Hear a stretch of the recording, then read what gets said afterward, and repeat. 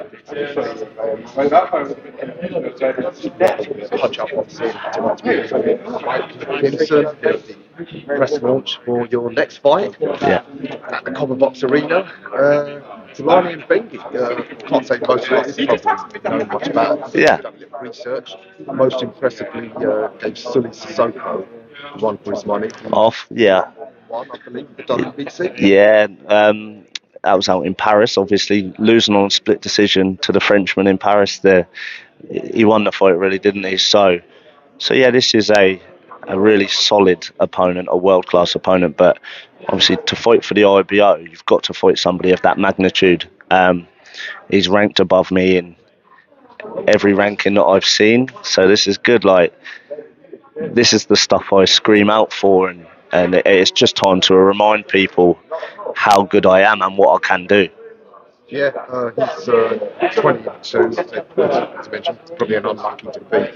15 KOs, very threatening, very dangerous. Sort of fights athletes, no one else Yeah, fight. that's it. This is the danger zone. This is what gets me up, and this is what helps me perform to my best when I've got somebody like that in front of me. People not expecting me to win, or people thinking I might lose this one and stuff. That's when I always come out on top, and I always deliver. So it's very exciting. Yeah, obviously it's been frustrating for you, even when you've been willing to go in there with a killer like Ortiz Jr. Yeah. You still aren't getting those big fights. Yeah. But could the landscape at welterweight just be shifting favourably? You know, you got people like Boots and it's talking about leaving. Yeah. It's opening up a little bit, isn't it? Like Crawford vacating the titles and paving way, like so many like gaps in the welterweight division for opportunities. So yeah, and like the IBO, it would be a great bargaining tool to get them type fights. So really, I win next month, I could get a life-changing fight next. I'm one fight away from something amazing. So yeah, so that's why we're very on it at the moment. Fully concentrated, training very hard because I know I've got to win this fight. So, in this time that you've been inactive, has there been any other offers? Have you been calling anyone out? There's been no offers. Like since when does Michael Mckinson ever get offered things? Like I've had to kind of boot my way through in my career every time to get opportunities and stuff. So there's been nothing. I've been in the gym all year round, ready to go, but nothing's come. I'm quite grateful that I've known about this for a long time, so I've been training for a long time already, all through summer.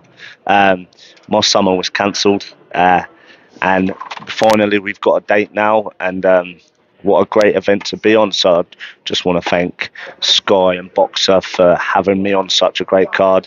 A big thank you to Joe Ashford, who really fights my corner and over the last couple of years, because it can be a brutal game, this boxing game, and I just got a lot of love for the people that are fighting for me, you know, like to get these opportunities and stuff. So yeah. Yeah, I mean, looking at the landscape, often it could just be guys like that who just stick with it. Because the amount of pros I've seen who just sort of pack it in because Yeah. Stay active, stay ready. One of those days, a big name might get a late pull out.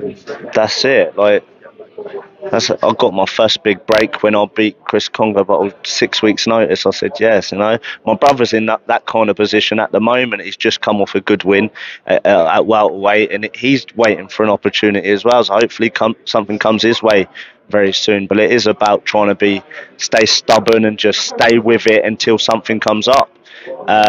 I'm thankful I've managed to get some real good opportunities over the last probably 5 years. I've been a pro 10 years. Yeah, 10 years next month. So I've been in this game a long time. But yeah, I know how hard it can be and how frustrating it can be. Like the first part of this year was very frustrating, but the last part of the year is looking good.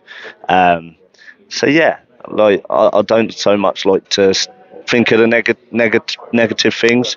I try to stay positive, and look, we've got an IBO title shot before the end of the year, and time to show everyone and time to remind everybody how good I am. right mindset. I know it sounds hippie-ish, but I'm a believer. The energy you put out there eventually will come back to you.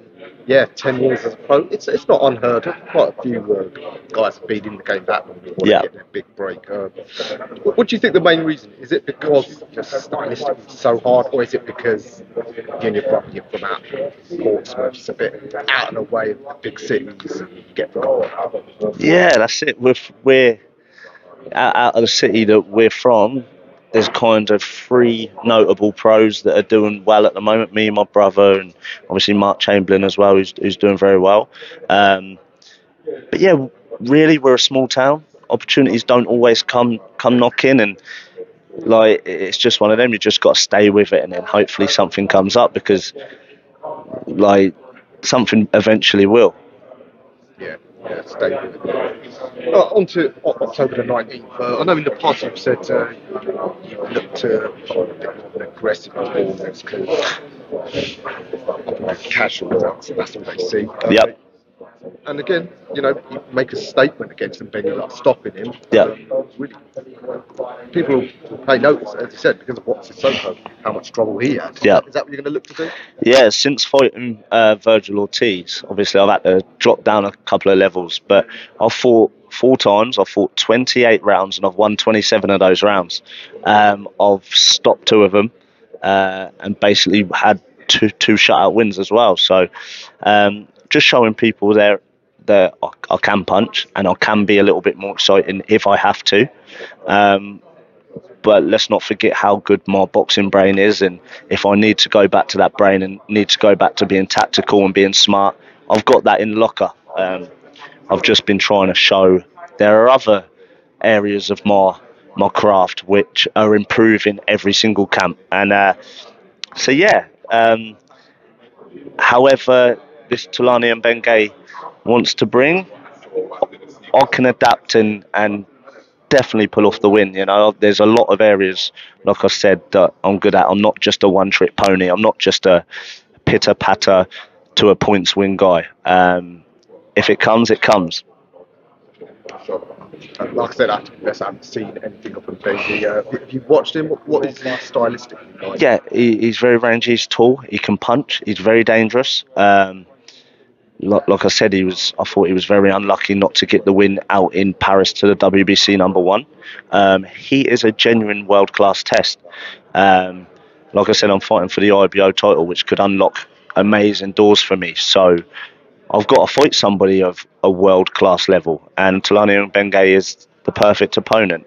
He's an opponent that's ranked above me. He's an opponent which not a lot of people might think I might win. So it's time to prove people yet again. What would you make of the politics at welterweight? We've seen recently a whole load of drama between Boots and Norman, back and forth as to who ducked who and who undercut who, and looks like Ennis is probably leaving the division. Yeah. In a way that could help, because I guess any fighter even vaguely linked to Riyadh season, people try and hold out for that big Saudi payday. I think everybody's waiting for that Saudi call, aren't they? But yeah, obviously since Crawford vacated the belts and moved up, it's opened up the welterweight division, and now Boots looking at maybe moving up as well. Just creates more opportunities for everybody else that are here waiting. Winning the IBO could set me up for an opportunity of one of their main belts. So yeah, like as a welterweight on the edge of kind of the world level, it's very exciting at the moment. So eyes on the prize even more. Are you still good for making the weight? Because I come across some of these guys, especially from the Americas, I see welterweights and they look like super middleweights. And I think some of these guys take off an insane amount of weight. When you fought Virgil Ortiz, for example, yeah, that you can feel the size difference. Obviously, over in the States, they have like ceremonial weigh-ins, so like the real weigh-ins in the morning.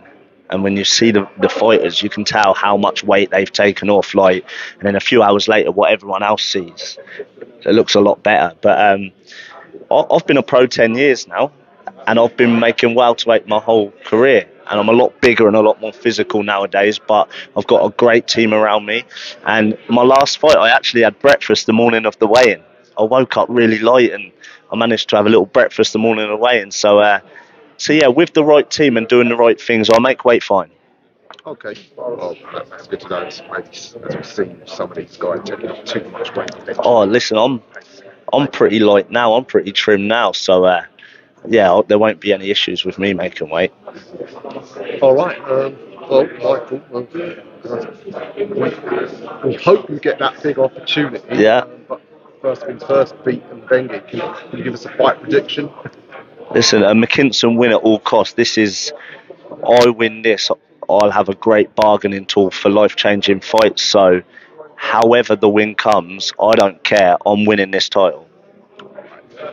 Mike, stick with it, and I'm sure in 2025 we will see you in that big fight. Oh, massive fights next year. Thanks for your time, and we'll see you fight. But I'll say massive fights next year. This fight's huge for me. Like, Mbenge is the best fighter I've been in the ring with other than Ortiz. Definitely.